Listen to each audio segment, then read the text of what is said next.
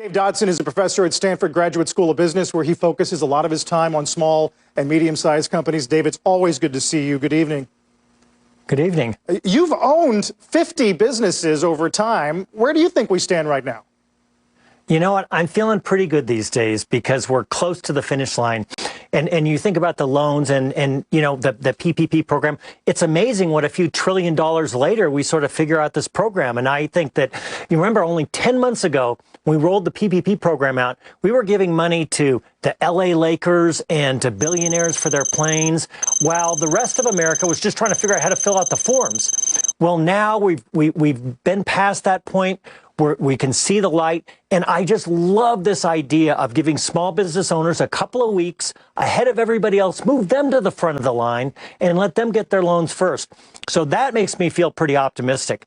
The other thing is that we know we can see the finish line for 10, 11 months. We had no idea what was in front of us, and now we know whether it's May or August, we can see the finish line. And it's like if you're running a marathon and you hit that 24-mile marker, you know you're going to get those last 2 miles in because you're going to finish it. Yeah, we had some tough conversations last summer and spring. Those were some dark days. Yes, we did. Dave, we got questions from 3 small businesses across the country. Jenna Donna from Chicago is up first, asking about the plan to hike the federal minimum wage to $15 an hour by 2025. As you know, it's being chewed upon by Congress right now. Here's some sound.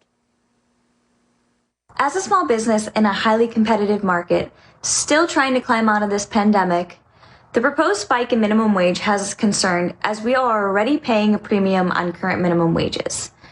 Do you think that there will be any ramifications to other businesses like us?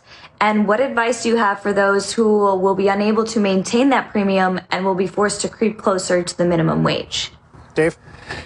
Yeah, I agree. I mean, I don't think this is the time to be messing with the minimum wage. I understand that the minimum wage is not a living wage, and we do need to pay attention to that.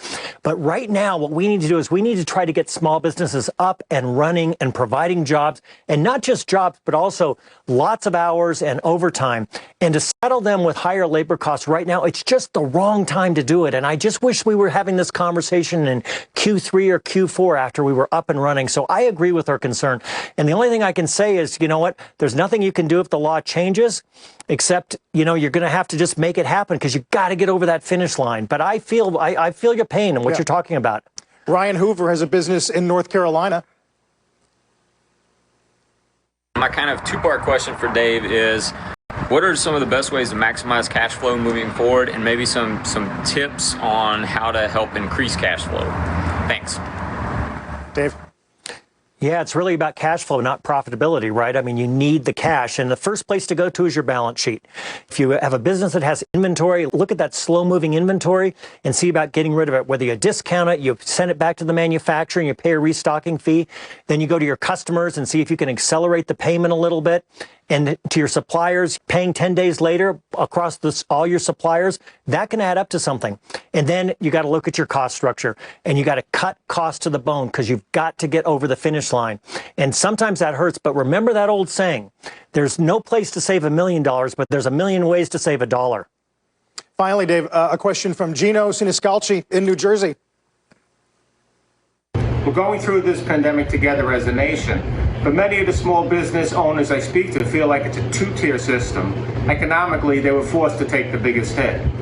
So what would you say to a young person considering starting a small business who now has second thoughts because they're witnessing the vulnerability a crisis like this can bring? Wow. Oh boy. Well, I would tell them not to have second thoughts. You know, that's your entrepreneurial dream, and don't let anyone take that away from you. Yes, the playing field is tilted sometimes, and yes, Washington D.C. tends to listen to the rich and the powerful instead of the Main Street people that are providing the business, the jobs like you are. But no, what I would tell that young person, I'd say, give me a call, and I'll tell you this: use your grit and your determination and the passion that you have to start a business, and you go start the business, and you don't worry about whether the world's fair or not. You get your dream. Dave, you're the best. Dave Dodson, Stanford Graduate School of Business. Thanks very much. Good to see you.